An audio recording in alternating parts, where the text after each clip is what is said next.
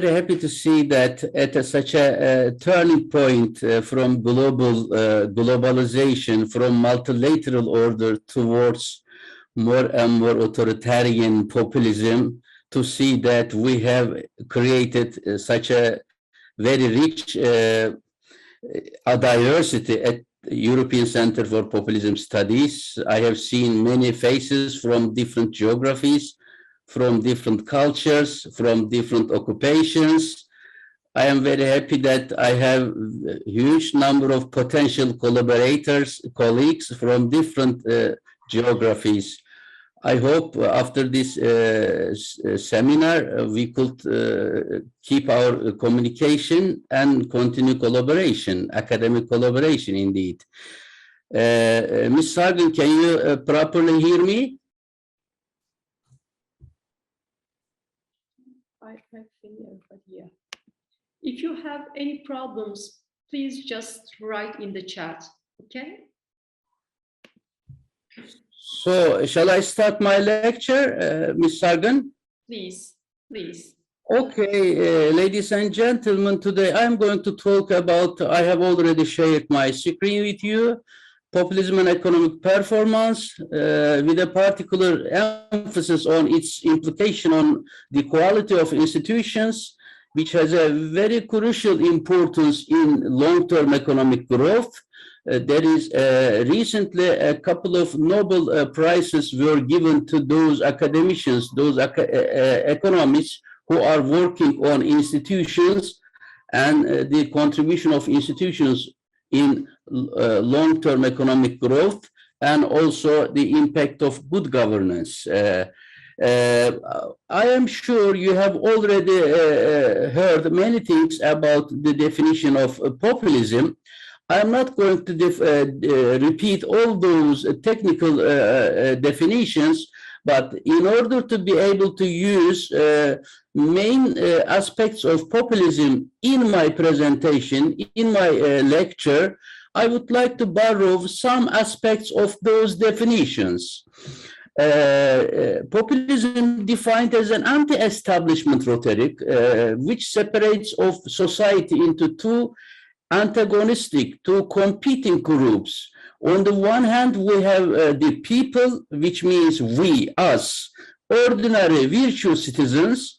On the other hand, there are elites, and they are isolated. They are given the label them, but they are also blamed as corrupt people and self-serving. That means corrupt elite are not interested in the well-being of people. Therefore, the aim of a politician is to organize those silent masses in order to establish control on the corrupt elites. Another implication of this sort of definition, which is provided by Kasmuda, is that populist politicians believe that political power should not be given to economic financial powerhouses. Power should not be given to intellectuals, including scientists and including university as well. And also they believe that political elites should not be given opportunity.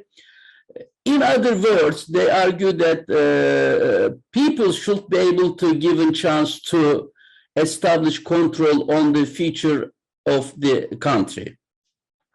However, the process of populist politics results in a cult of a charismatic leader which captures the power. They believe that they understand the true wants of people. They also believe that they are capable of representing the voice of people as well as serving their real needs. They know their needs, they are capable of serving them, they are capable of representing them. Even if they are a single-man government, even if they are concentrating economic and political power, they believe they are a better situation to represent people and serve them. As you have already heard about, they have some overall characteristics that we should also underline here so that I can borrow them in explaining the impact of populism in economics. Most of the time, populist leaders reject compromise.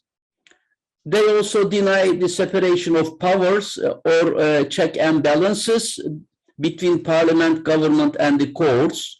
So they would like to unite all power and establish control all of those autonomous institutions, not only judicial system, but also on the parliament, but also on the media, but also on the autonomous institutions such as a central bank, competition authority, professional institutes such as statistical institute, banking and regulation authorities.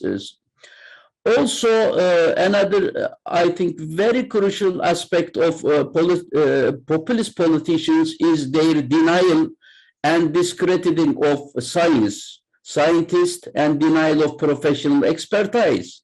As you know, our age is characterized by expertise, division of labor, but they deny all those division of labor and expertise, and they would like to underestimate their importance in the system. Another important aspect of populist politics, which is quite important, especially in economics, is that they deny, not only they deny, but also they manipulate scientific data, which is provided by official agencies such as statistical institutes in many countries. So they manipulate pandemic data, they manipulate main macroeconomic indicators such as inflation, budget deficit, external deficit, national data, environmental statistics also, public biddings, public competitions for big infrastructure projects. So all those data are manipulated or hidden from the international organizations so that we cannot really follow what's happening in those countries. Another important aspect is the invention of a foreign or domestic enemy or scapegoat, let me say. And they create external and internal conflicts, sources of conflict to stay in power indeed. You have seen that there are four important causes of populism. One important factor is cultural factors to protect the status of people. The second important source of populism is the speed of change and uncertainty that came with change and created by globalization and digitalization in the world. The third important source of populism can be mentioned as economic problems, as a result of which many countries failed to manage a successful transition to a higher level of welfare globally as well as locally. So in this, among those factors, I will of course give reference to those factors from time to time, but mainly I will focus on economic cause of populism mainly in this presentation. So when we try to focus on populism directly in economics, we can mention several drivers of populism, such as low economic growth, low and unstable economic growth indeed, rising unemployment, low income level throughout the country, rising inequalities, stagnation of wages for many reasons, but all those problems are attributed by populist politicians to some scapegoats, such as national and global elites or corrupt elites, finance and economic capital, global companies, multinational companies, and the process of globalization itself as an ideology. So, as you have seen, global agents, global actors, and globalization process is seen as the major responsible from all those problems, rather than relying upon the sources of problems other than corrupt elites. Main problems are attributed to the external and global forces. In that regard, populist politicians tend to criminalize also international organizations such as United Nations, International Monetary Fund, World Bank, World Trade Organization, the European Union, etc. So they are not only global companies and finance capital, but also the members, agents of multilateral order are also blamed by populist politicians. Also, they blame international migration, international media, and some migrants with foreign background, like George Soros in Hungary. Media is also a source of problem for populist politicians indeed.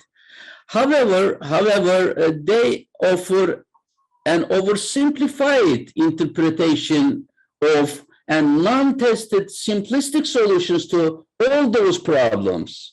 On the one hand, we have to understand how realistic are their criticism on the one hand. On the other hand, we have to understand how capable of those populist politicians in bringing a reliable, persistent, sustainable solution to all those problems. So since their main emphasis is on globalization as external impact on national economies, I would like to start with globalization.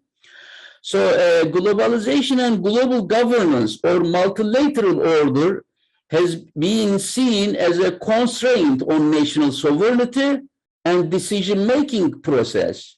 They argue that under the impact of globalization, they are not capable of creating reliable, working, efficient economic policy perspective. Therefore, they are against globalization process. Also, they criticize migrants as a competitors when opportunities are a few and an income is stagnant, as well as the threat on the established life.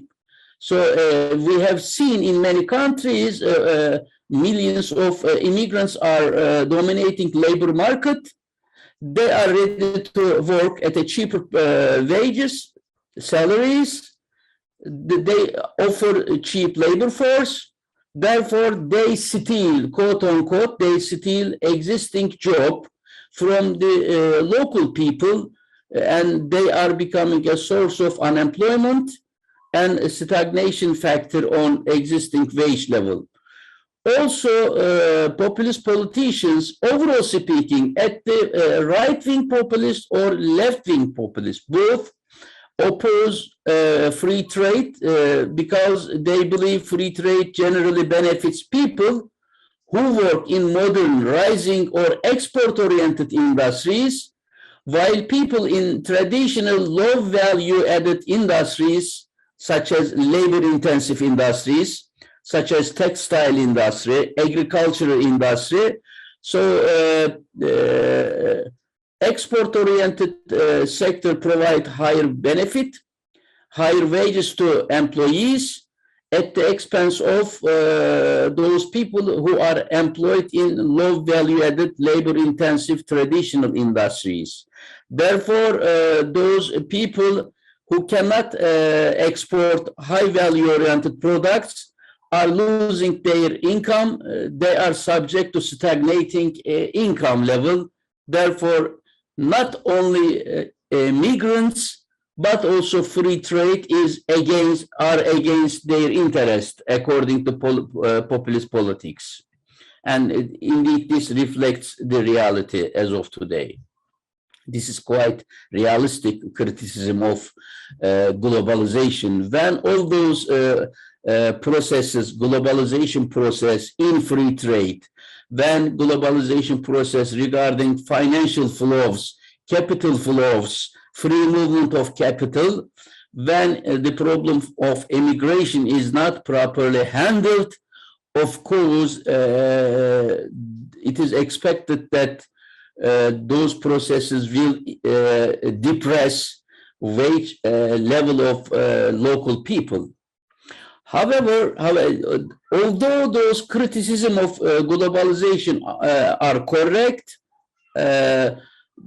in terms of providing solution to those problems, there are completely different picture here. The problem is that the failure to stabilize crisis lead populist governments to rely more on national strategies rather than globalization-oriented open economic strategies. They believe that multilateral order, globalization process, European Union as a part of global order cannot provide reliable solution to national problems such as low economic growth, such as unemployment, such as deteriorated income distribution. In order to provide solution to those problems, we should rely upon national strategies rather than globalization-oriented strategies. So this is one potential danger, because when every nation tends to rely upon national strategies, they would prefer quite one-dimensional interest of their countries at the expense of others, rather than coordinated strategies. Such individualized oriented strategies would create even much worse global economic situation. As a result of emphasizing on national interest at the expense of multilateral coordination mechanism, many countries can implement protectionism-oriented policies, protectionism against free trade, protectionism against free flow of capital. It might result in a much more isolated world economy with low level of global trade and financial flows, and it would create even worse economic outcome. Another incomplete reaction of populist governments is that they exploit nostalgia, existing romanticism, history-oriented romanticism, nostalgia in the society. They would exaggerate their history. They could exaggerate their culture. They could exaggerate their indigenous values in fighting against globalization problems. Indeed, such exploitation of history, culture, national values would trigger strong nationalist tendencies in the countries.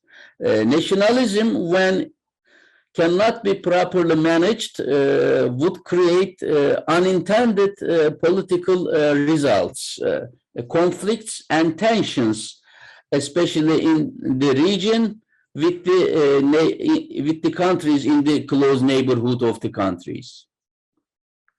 Another problem that we will discuss in this lecture is that when there is an economic crisis, such as in 2008 and 9, or during the pandemic, many populist governments ignore resource constraint. Yes, during economic crisis, yes, during the pandemics, the problem is very big, and society should be helped. Working class employees who lose their job should be helped. Contraction of economic activities should be prevented. These are quite understandable. However, resources are also limited. There is budget constraint. There is a limit to printing money, increasing the volume of emission in the economy. So there are economies subject to many constraints. If you lose control on the economy by printing too much money, just to give you one example, if you print too much money to stimulate economic growth during the pandemics or global economic recession of 2009, this excessive printing of money, the increase in the volume of money would become one of the major sources of inflation everywhere in the world. Indeed, as of today, we are experiencing this problem almost everywhere in the world. Inflation level has gone beyond control in the United States, in the European Union, in many countries, in several of countries where populist governments are in power. So inflation has gone beyond control indeed. Therefore, resource constraint and the rationalistic management of priorities are important, but in terms of priorities as well as attention on resource constraints are ignored by populist politicians. This is an empirical evidence also. In the name of providing faster solution, populists undertake unsustainable redistribution. Income redistribution is one of the important element of populist politics. They criticize ever deteriorating income distribution in the countries. They would like to improve it by providing unsustainable income redistribution policies, such as price controls, such as consumption subsidies, such as inflation, exchange, sometimes exchange rate overvaluation, sometimes exchange rate devaluation, which I will discuss a little bit later. So by these statements, I would like to touch upon the link between macroeconomics and populism. Macroeconomics of populism is a quite new field of research in economics.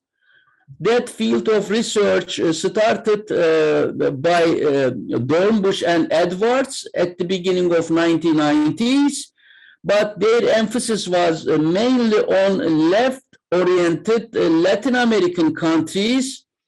And Dornbusch and Edwards show that populist governments did not pay attention on resource constraint. They do not pay attention on the privileges and priorities in economics with mix of debt-financed expansionary policies.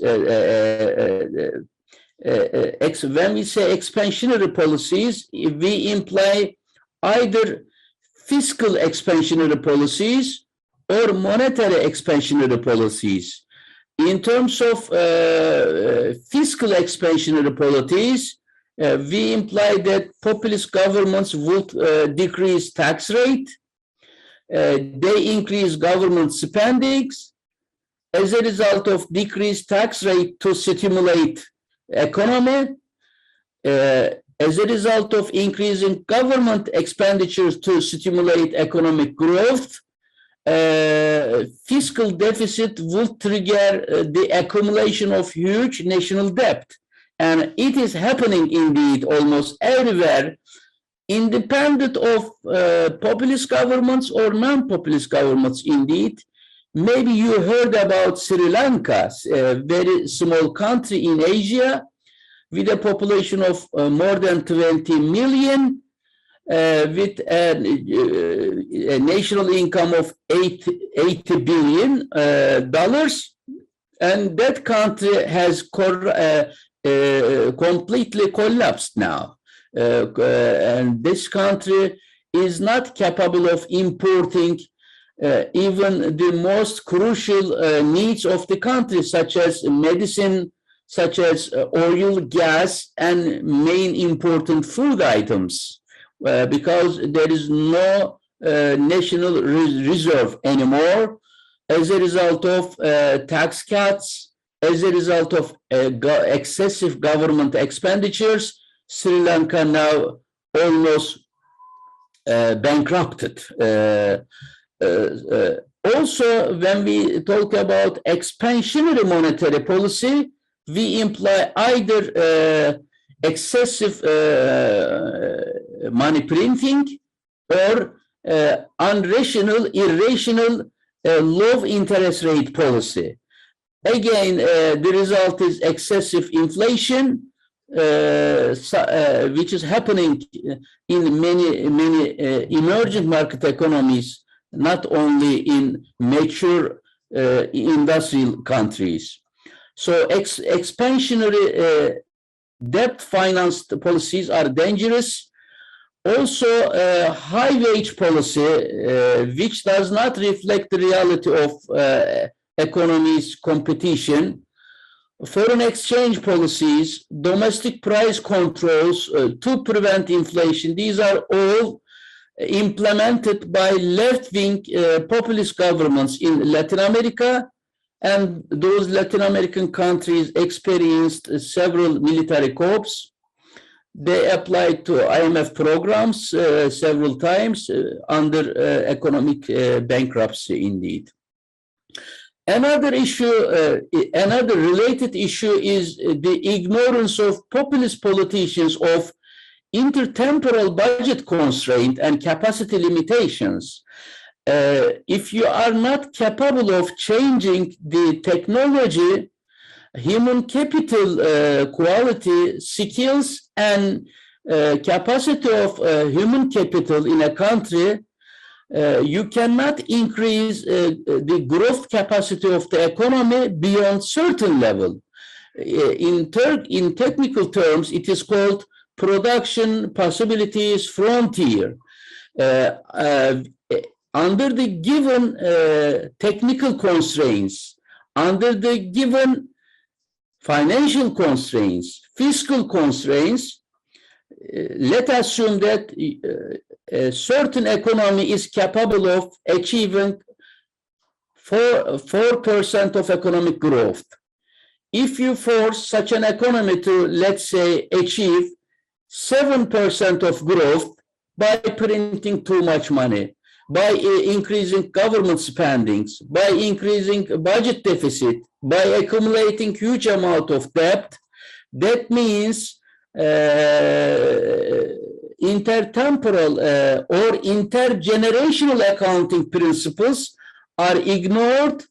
In other words, it means that current populist governments violate the right of future generations by emphasizing on the rights of current population.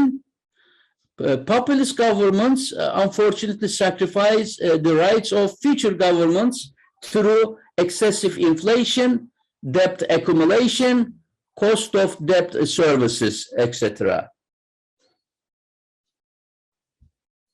In other words, Dornbusch and Edwards concluded that macroeconomic populism through expansionary fiscal and monetary policies, with the ignorance of budget constraint, resource constraint, with the ignorance of priorities in the economy, through accumulating huge national debt and through creating high level of inflation,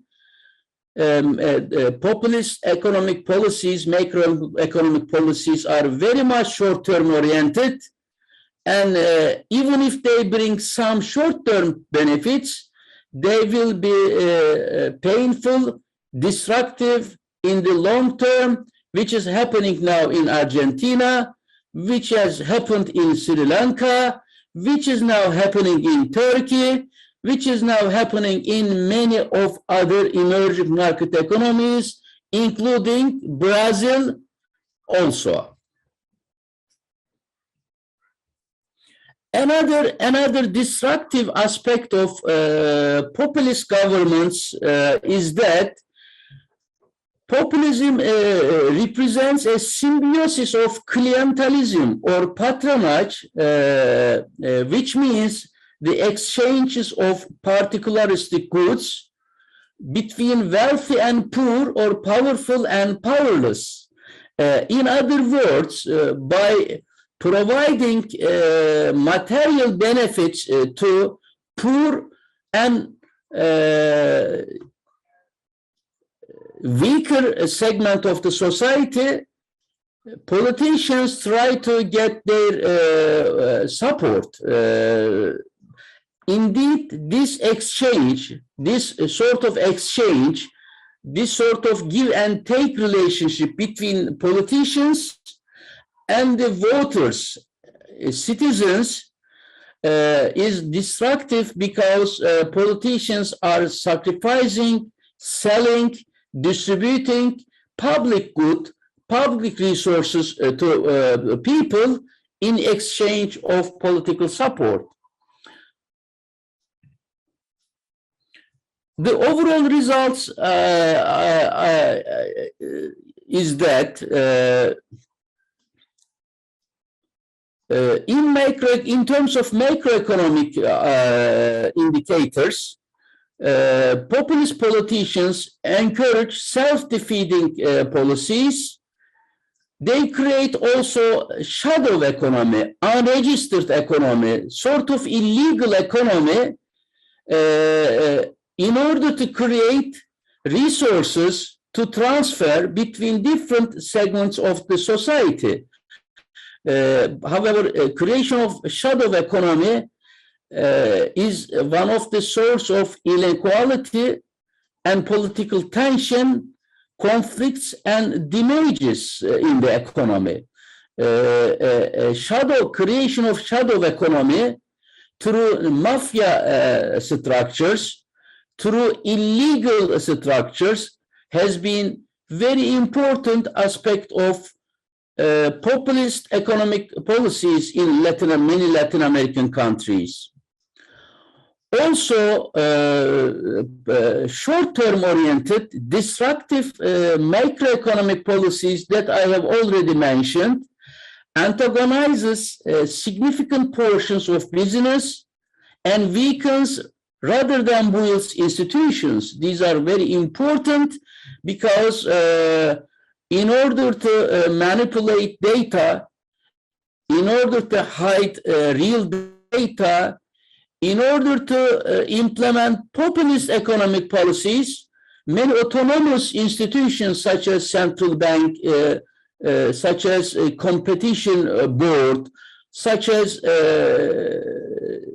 the judicial system, bureaucratic system is taken under control, under repression, as a result of which state capacity and bureaucratic capacity could disappear in the long term. And as a result of that, an unmanageable economy might emerge, and all dimensions of the economy might go beyond control. At this stage, let me share some empirical evidences on some populist politics. Although there is a quite longer list of populist governments, populist politicians in the world, I have chosen a couple of them for you including Poland and Hungary from Eastern Europe, Turkey, Argentina, Mexico, and Brazil from Latin America, Indonesia, of course, India from Asia, and Nigeria from Africa. These are very well known populist governments with unstable characteristics, with fluctuating aspects. So, of course, we cannot generalize the impact of populist politics all over the world. Their region is different. They are surrounded by different cultures. The level of economic development is different. The aim, the intention of populist governments might be different from each other. For instance, Poland and Hungary in Eastern Europe is in the very proximity of the European Union. They are the member of European Union. European Union provides very strong anchor control mechanism on Poland and Hungary. Therefore, the level of populism can be different in those countries. Also, those two countries are chosen as a location of production because they are very much closer to European market. They get a huge amount of financial support from European Union. They have become a production location. Therefore, their economic performance and outcomes are different from other countries. Also, let's say, in this list, I excluded China because China is not a popular country anymore. China has become an established authoritarian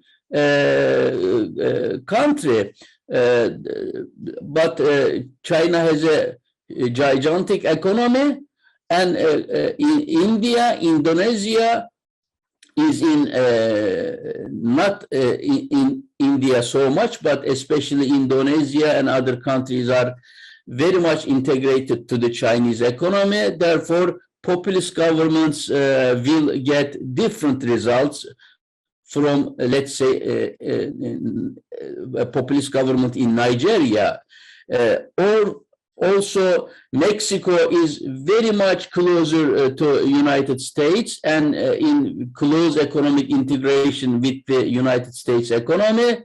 Therefore, in that geographical proximity, in terms of economic integration, populist government will create maybe different results. What I am trying to say that we cannot generalize so much between populist governments. Their intention, geography, culture, proximity to major economic blocks, region are different. Here in this graph, you see the per capita GDP of major populist countries at the moment in terms of purchasing power parity. Or another criteria is to measure their per capita GDP in current nominal US dollars.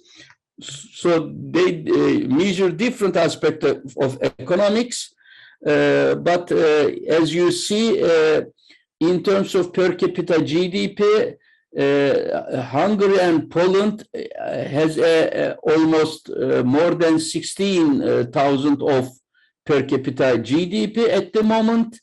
But since they are in the neighborhood of Europe, per capita GDP is rising continuously, and they have much stable per capita GDP.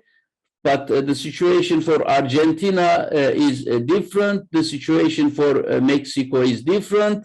Since the crisis in 2008 and during the pandemic, per capita GDP in Argentina, in Mexico, in Brazil, in Turkey is in the process of decline. Therefore, the quality of reaction in different countries to pandemic by different populist governments are also different.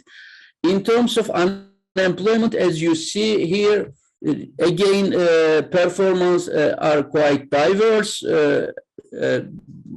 and there are quite different reasons behind that.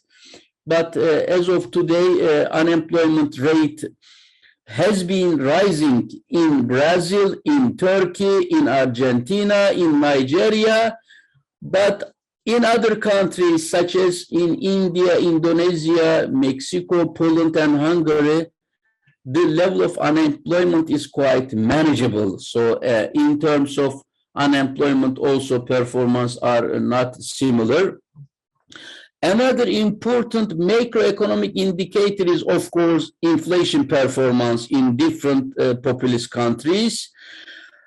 In this graph, you will not see the inflation data of Turkey because at the moment, Turkey's inflation is excessively high and open to many discussions because inflation data in Turkey is not reliable because of political pressure on the autonomous institutions such as Central Bank and Turkey Statistical Institute.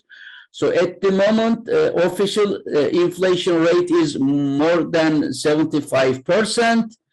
According to alternative measures, one estimation is that it is around 125%. Another estimation recommend that it is more than 165%. But anyway, those data are extremely higher, so that I couldn't put in this graph. But as you see, inflation in Nigeria is still around 20%. And in other countries also it is rising. However, inflation performance in different populist countries are quite different from each other. The worst situation is in Turkey among those populist governments. But because of rising energy and food prices, and because of many problems in global supply chain, it seems that inflation will continue rising globally with diverse impact on different populist governments, the worst impact being on Turkey. Another indicators that you could follow the quality of populist governments is current account balance, of course. This is another important indicator. Current account balance show the quality of a country's global integration in terms of trade integration, in terms of financial integration. So if there is a huge budget deficit in terms of percentage to GDP, that means that country's global integration is quite weaker. That means that country is going to accumulate national debt. That means wages and salaries will be taken under repression because of global competition. Wage will be stagnant, and local people will criticize globalization more and more, and they will support populist politicians. But when we look at this figure here, with the exception of Nigeria, because Nigeria is an exporter of oil and gas and other raw materials. So when a global economy is good, export performance and export revenue of Nigeria becomes quite high. Therefore, we can observe current account, positive current account balance in Nigeria. Also, Brazil is that kind of country when global economy is expanding. As an exporter of commodities, oil and gas, Brazil also achieves positive current account balance. But when global economy is in crisis, commodity exporters such as Russia, Brazil, Nigeria, they record current account deficit.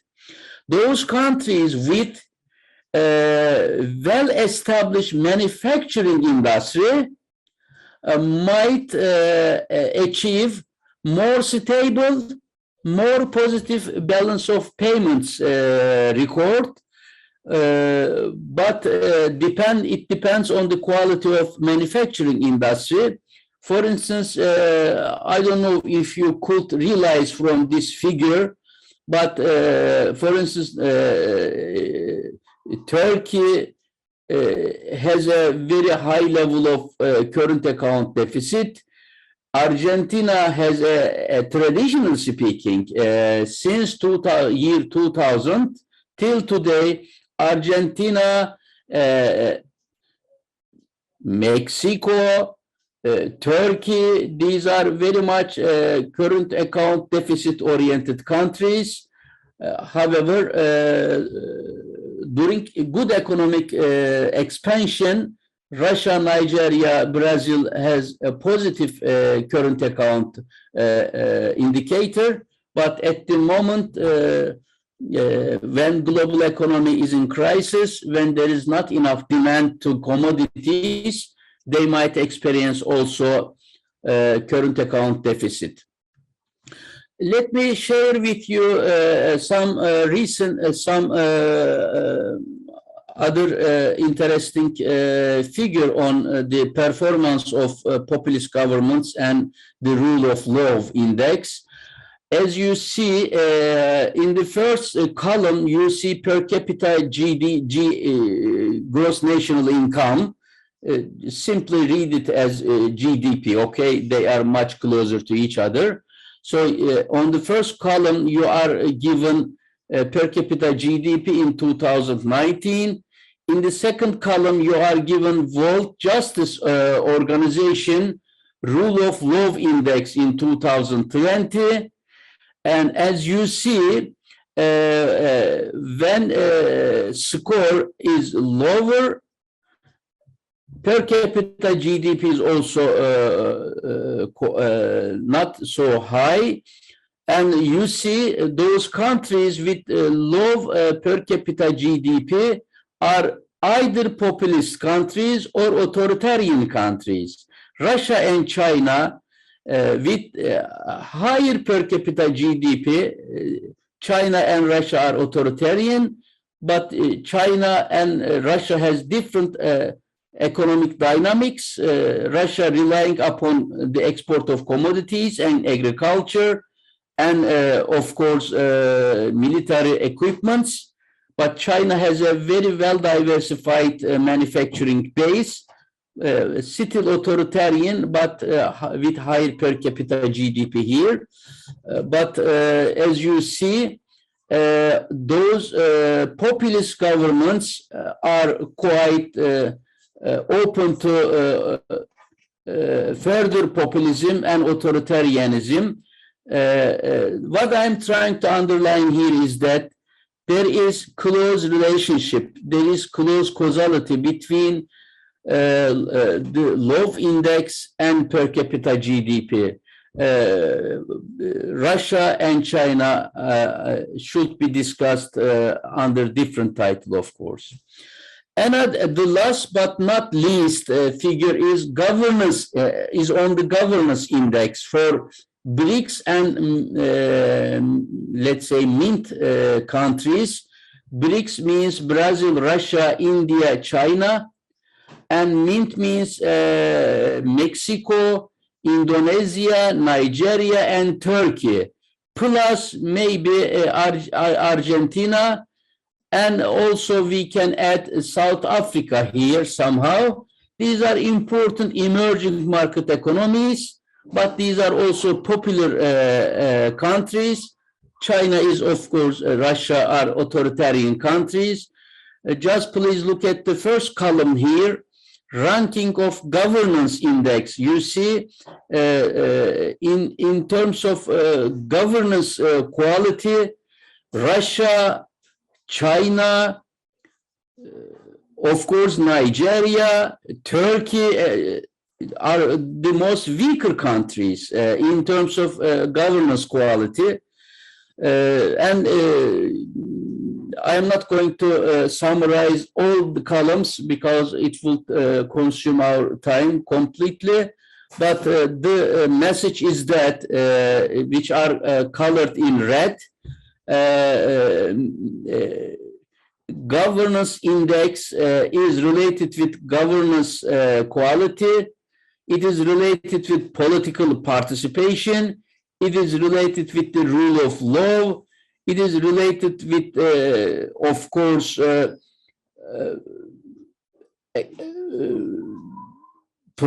quality of private property. It is related with monetary and fiscal stability. So different countries have different scores, but overall score is summarized in the first column. And the more authoritarian a country is, the lowest will be the governance index ranking in the governance index here. Let me summarize the main literature, main economic terminology related to populism, reform, and upgrading of the economy, because reform and upgrading of economy is a very important agenda in our populism discussion, because many governments, many populist politicians come to power by offering reform of the economy, reform of the economic system. So if in terms of reforming economy, these monetary economics, real economy or production side of the economy, institutional quality, quality of financial markets, and economic inequality are important parameters in terms of understanding and discussing populism. But the problem is that in the long term, populist politicians fail to create a reform coalition. If you cannot create a reform coalition among diverse and competing interests, in other words, if you cannot solve the problem of collective action, unfortunately, far-fetched, long-term oriented, painful economic and political reforms cannot be done. This is important because in order to solve economic problems in developing countries, we need three fundamental transitions. The first fundamental transition should be from sectoral diversification to sectoral specialization. Sectoral diversification means a country is producing in different and many sectors. However, at the high level of economic development, countries should sacrifice some sectors and should concentrate on some strategically important sector through specialization, through producing high value oriented, technology oriented products. Second transition is changing the source of economic growth from physical to productivity-led accumulation. Physical capital accumulation is subject to the law of decreasing returns in the economy. So relying on labor, relying on physical capital is not capable of generating a welfare-oriented economy. We need to rely upon high-tech, high human capital, productivity and efficiency-oriented source of growth in the economy. also we need to create an economy with a continuous shift from central authority, central control to decentralized institutions. In other words, rather than creating pressure on autonomous institutions, we have to create flexible, adaptive, autonomous, independent institutions in the economy. However, unless we can solve the problem of reform coalitions, we cannot do that. We cannot carry out all those reforms. Populist politicians are quite antagonistic. They are quite divisive oriented. They use a division oriented rhetoric in the society because they divide and rule the society. They use such an unfortunately negative terminology. Therefore, such an upgrading reform oriented coalitions and broad societal consensus cannot be achieved by populist politicians. Yes. Professor Ozturk, I think we are run out of time. And can you give me just 2 minutes? Ms. Sargan, can you give me just 2 minutes for my last slide? Of course, here you are, please. Okay, so lastly, so the first important result, I have already mentioned the first important result. Populist politicians are not capable of solving collective action problem, which is crucially needed to create reform coalitions. First, second, and last is that at the moment we are passing through a multiplex world because of existing power transition from the West to the East, from the United States of America to Russia and China. Therefore, there is no multilateral world, the functioning multilateral order anymore, but there are multiplication of challenges. There is no central coordination mechanism. Therefore, in such a world, unfortunately, there is a very huge gap to be used by populist governments. This means, my prediction is that under the existing power shift, power transition from the West to the East, from the multilateral order to multiplex world or multipolar world, unfortunately, there will be further demand for populist governments, and the populist politicians will find further and further opportunities to use, abuse, and stay in power or come into the power in the coming years, unfortunately. Thank you very much for your patience, and thank you very much for your attendance.